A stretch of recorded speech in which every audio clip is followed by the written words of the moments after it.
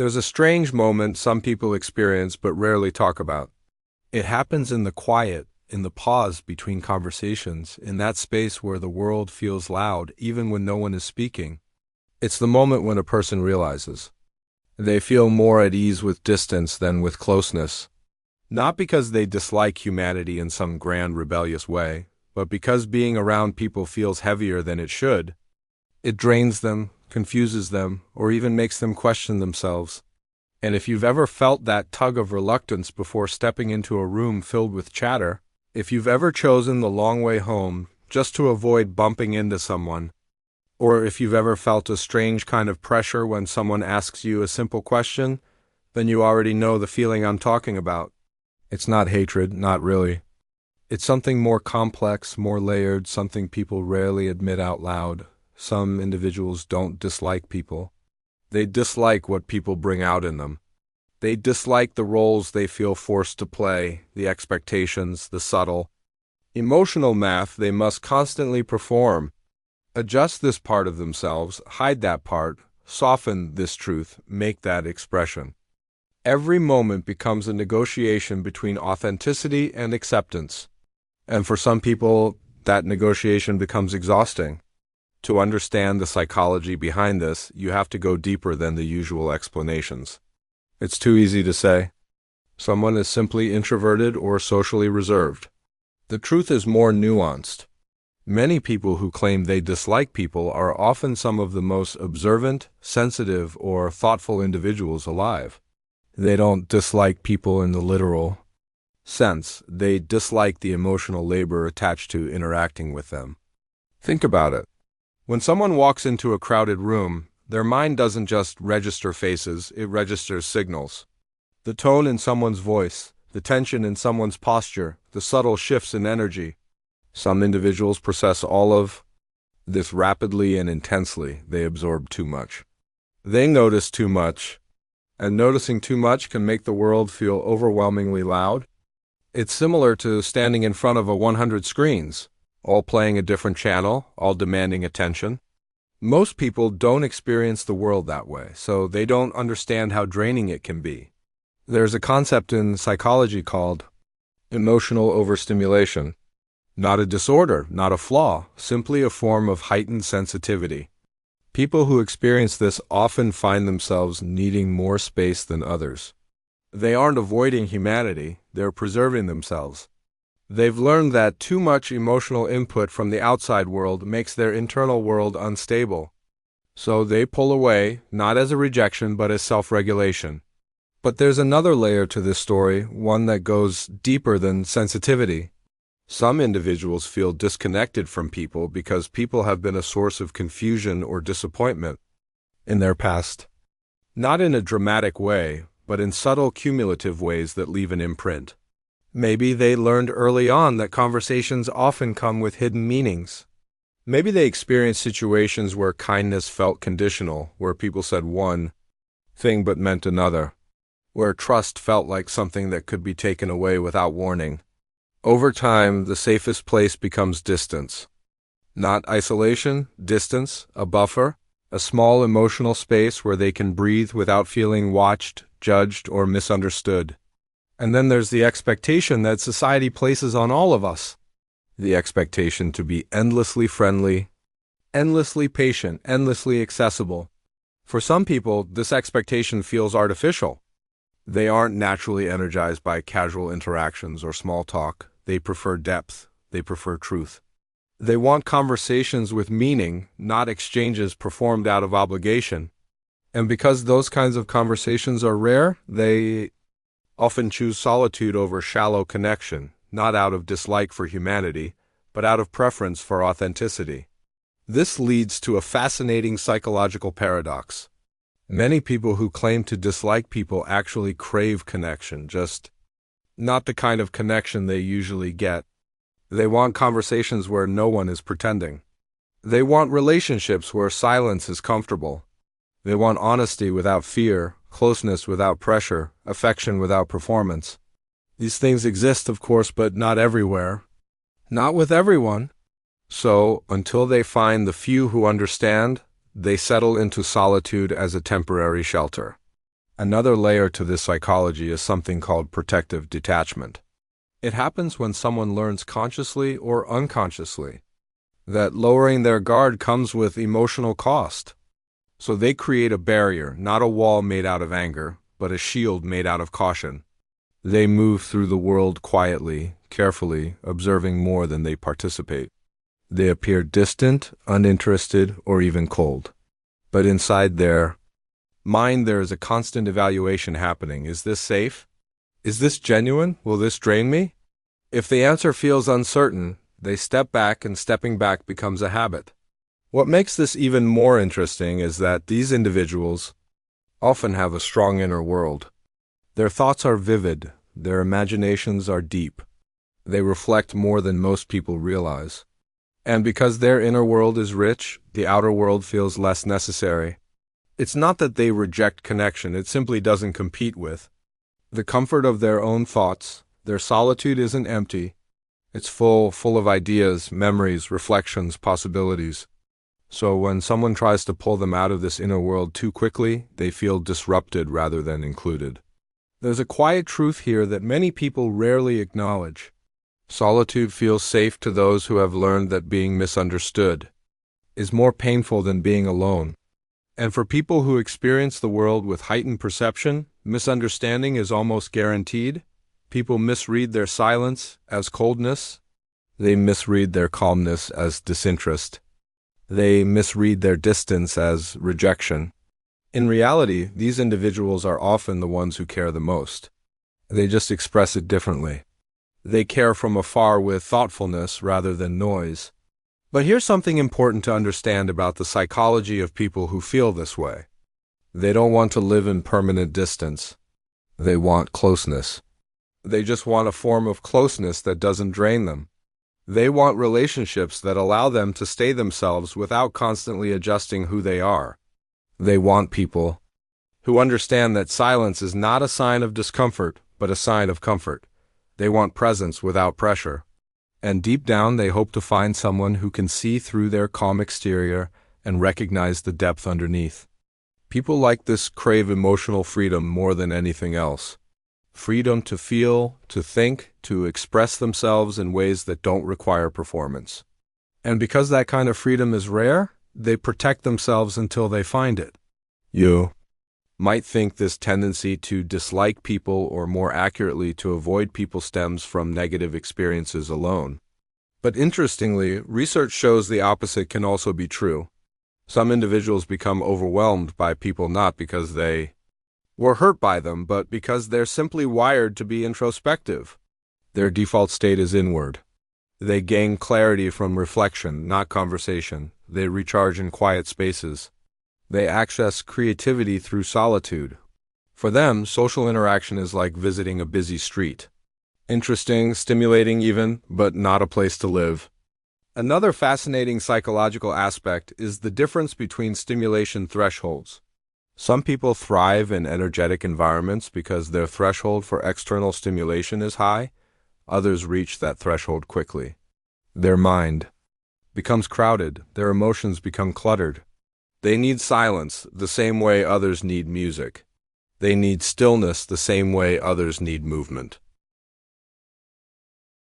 Asking them to socialize constantly is like asking someone to run a marathon every day. They could do it, but the cost would be tremendous.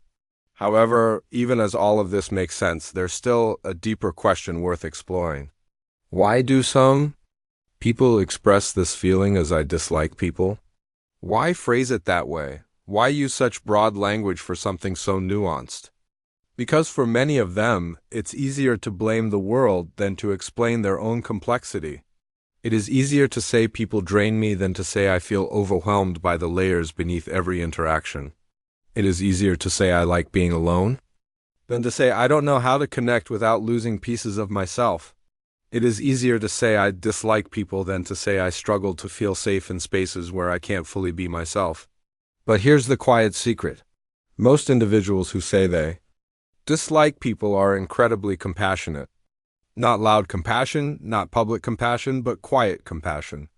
They care deeply about fairness, about respect, about sincerity. They get affected by things others overlook. They feel emotions in high resolution. Their heart works over time, even when their face shows nothing. There's also a unique kind of self-awareness in people like this.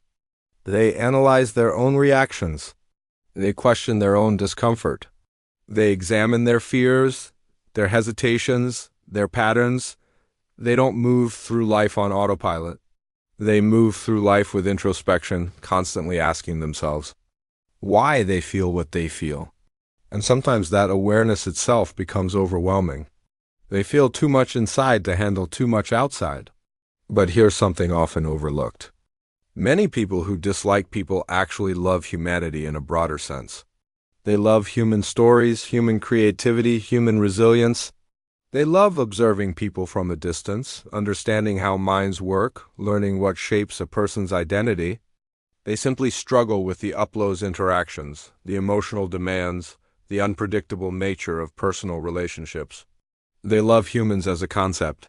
They struggle with humans as a responsibility. And in many ways, this makes them incredibly thoughtful. They don't enter relationships casually.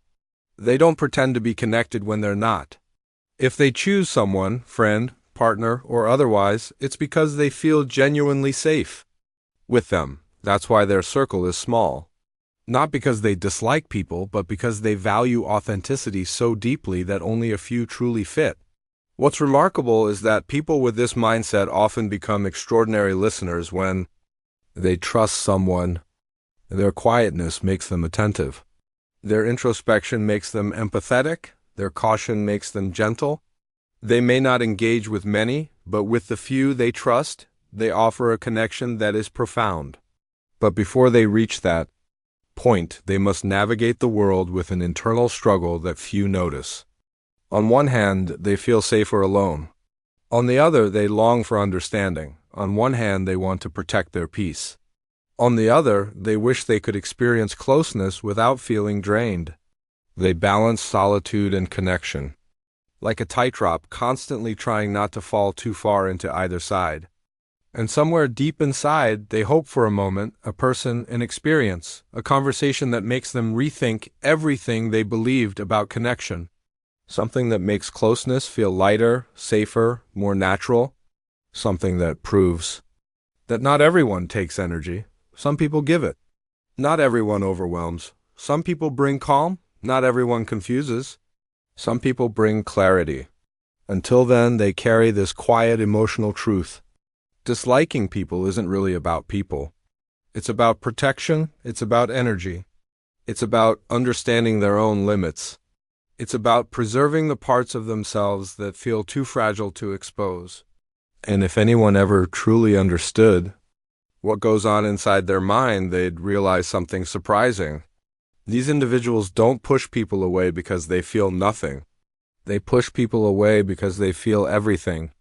There comes a point in every person's life when they begin to wonder whether their distance from others is a choice or a shield, a preference or a pattern.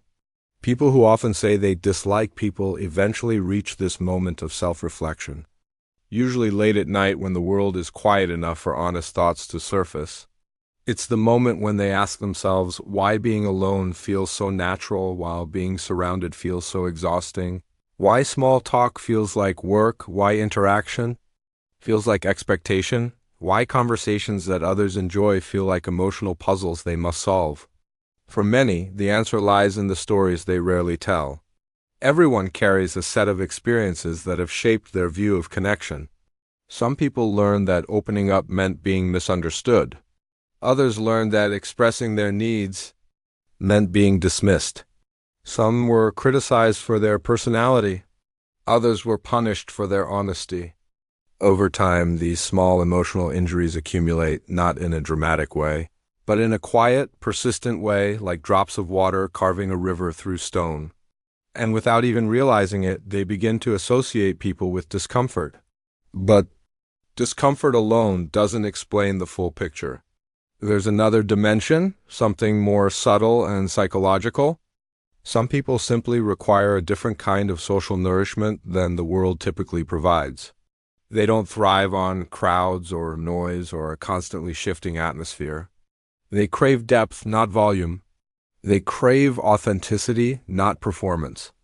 They crave spaces where they don't have to negotiate their identity. And because these spaces are rare, they retreat into themselves, not out of bitterness, but out of necessity. It's similar to someone who has a very specific dietary need. They can't eat what everyone else eats, not because they dislike food, but because not all food feels good for them. In the same way, not all social interactions feel good for everyone. Some drain energy, some create tension, some force them into roles that feel unnatural, so they avoid the emotional equivalent of unhealthy meals, and people mistake this for misanthropy. There's also something unique about the internal world of people who feel this way. Their inner voice is loud, thoughtful, analytical. They don't just experience emotions, they dissect them. They don't just observe behavior, they interpret it. And this constant analysis creates a sense of emotional fatigue. When your mind is always working, always processing, always noticing subtleties that others ignore, the presence of people becomes mentally demanding. Imagine someone who sees details most people don't. Not because they want to, but because they can't help it. They notice a flicker of disappointment in someone's eyes, a small shift in tone, a hesitation, an unspoken expectation. They detect the tiniest inconsistencies in behavior. And while this sensitivity makes them highly perceptive, it also makes them highly affected. The world feels heavy because nothing slips through unnoticed. This leads to something psychologists call anticipatory regulation. It's when someone adjusts themselves before a situation even happens. They imagine possible outcomes, potential misunderstandings, emotional risks, conversational demands. They rehearse interactions inside their mind, analyzing how to respond to every possibility. And by the time they actually speak to someone, they have already spent a tremendous amount of energy preparing for it. No wonder socializing feels tiring. Yet, here's the part people rarely see. Individuals who function this way often long for ease. They long for relationships where they don't have to rehearse their emotions. They long for moments where they don't have to filter themselves. They long for people who understand silence, who understand depth, who understand the way their mind works. It's not that they want to be alone forever. They just don't want to feel overwhelmed while trying to be close. But even with this longing, they've developed a quiet resilience. They've learned how to be their own companion, how to take care of themselves without needing constant validation, how to enjoy their own thoughts, how to create a world inside their own mind where they feel understood. And because they have cultivated this solitude so deeply, any connection that disrupts it must be meaningful enough to be worth the disruption. One of the most misunderstood things about people who say they dislike people is that they rarely dislike individuals. They dislike the environment the people create. They dislike chaos. They dislike emotional inconsistency. They dislike unpredictability. They dislike situations where they have to constantly guess what someone means. They dislike the version of themselves they feel forced to become around others. And paradoxically, because of this, they often connect best with people who don't demand anything from them. People who don't take their stillness personally. People who don't interpret their distance as rejection. People who offer presence rather than pressure. With those individuals, they open up naturally, effortlessly, even beautifully. Their softness appears, their humor emerges, their intelligence shines, their vulnerability becomes visible. The right people don't make them feel drained. They make them feel understood. But reaching that point requires something these individuals rarely give themselves: patience, patience with their own discomfort, patience with their own patterns, patience with the slow process of trust. Many of them are so used to self-reliance that they forget connection is supposed to build gradually, not instantly. They assume that if they don't feel safe right away, it means something is wrong. But safety is not a lightning strike. It's a slow-growing fire. It takes time. There's also a need for relearning. People who avoid others often operate based on old emotional rules, ones created by past experiences that no longer reflect their current life.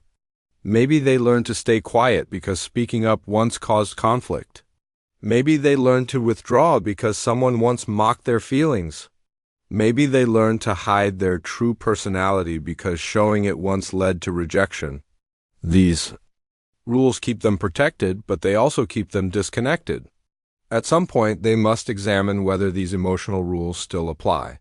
And here is a surprising truth. Many of these individuals are not antisocial at all. They are profoundly social, but only under the right conditions. They value loyalty deeply. They value sincerity intensely. They value emotional safety more than almost anything. And when they find these things, they become some of the most committed and emotionally generous people you'll ever meet. But until then, they exist in a kind of emotional limbo. They don't seek chaos. They don't seek crowds. They don't seek superficial relationships. They move quietly through life, carefully choosing who gets access to their world.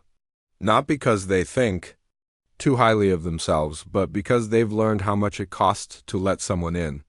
There is also something poetic about these people. Their emotions run deep. Their minds wander into places many never visit.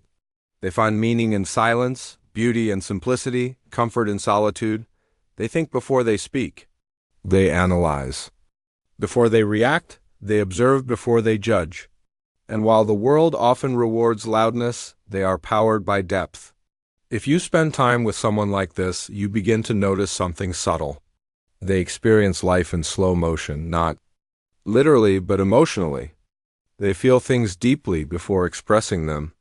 They reflect before responding. They internalize before engaging. And this slow emotional processing can make fast-paced social situations feel overwhelming. It's like asking a painter to finish a masterpiece in 5 minutes. It's not impossible, but it goes against their natural rhythm, and their rhythm matters. Everyone moves through the world at a different emotional speed. Some thrive in rapid exchanges, others require time. People who think they dislike people are often just people who move at a slower emotional pace. When forced into faster rhythms, they lose balance. When allowed to move slowly, they flourish. Another major piece of this psychology comes from the way they interpret emotions, both their own and others. Many individuals in this category are highly empathetic, but not in the conventional sense. Their empathy is not loud or public, it's quiet and internal. They feel other people's emotions almost as if they were their own. And because empathy is energy, feeling too much drains them. It's not people they dislike. It's the emotional overflow that people unintentionally bring. And so they create boundaries that look like distance. They protect their emotional bandwidth. They choose where to invest their attention. They pull back when their inner world becomes too full. This isn't rejection, it's emotional management. But here's the irony. The more they protect themselves, the more misunderstood they become. People assume they are cold or indifferent. But indifference is the opposite of what they feel. If anything, they feel too much, too intensely, too deeply. And because they don't always express it, their depth becomes invisible. The world doesn't often reward quietness. It misinterprets it. It overlooks it. It forgets it.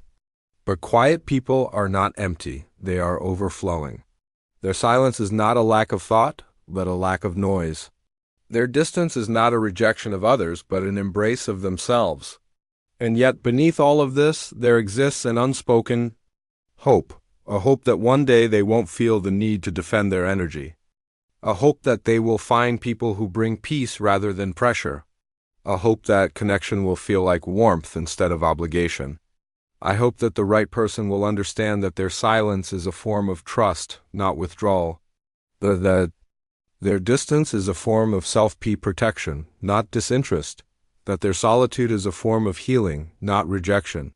Because people who dislike people don't actually want to live behind emotional walls forever. They want someone who knocks gently. Someone who stays long enough for the wall to lower on its own. Someone who doesn't rush their openness. Someone who understands that their heart is slow to trust because it is careful, not because it is closed. And slowly, when the right connection enters their life, something begins to shift. The world feels a little less loud. Conversations feel a little less demanding. The emotional weight becomes lighter. They begin to laugh more freely, speak more openly, share more honestly. Their inner world, once guarded, becomes a place they allow someone else to witness. That is the true psychology behind people who say they dislike people. It is not a rejection of humanity. It is a longing for the right humanity. It is not emotional coldness. It is emotional sensitivity. It is not aloofness. It is self-preservation. It is not judgment. It is discernment. And maybe, just maybe, if the world understood this, fewer people would feel the need to hide behind distance. They wouldn't be labeled as antisocial or unfriendly. They would be seen for what they truly are: thoughtful, sensitive, perceptive individuals navigating a world that often moves too loudly, too quickly, too carelessly for their inner rhythm. Because deep down, even the most distant person carries a simple desire: to be understood without having to explain everything, to be accepted without having to perform, to be cared for without having to exhaust themselves, to be close to others without losing themselves. And when that desire is finally met, when someone shows them that connection can be soft, steady, and safe, something remarkable happens. They realize they never disliked people. They just needed the right ones.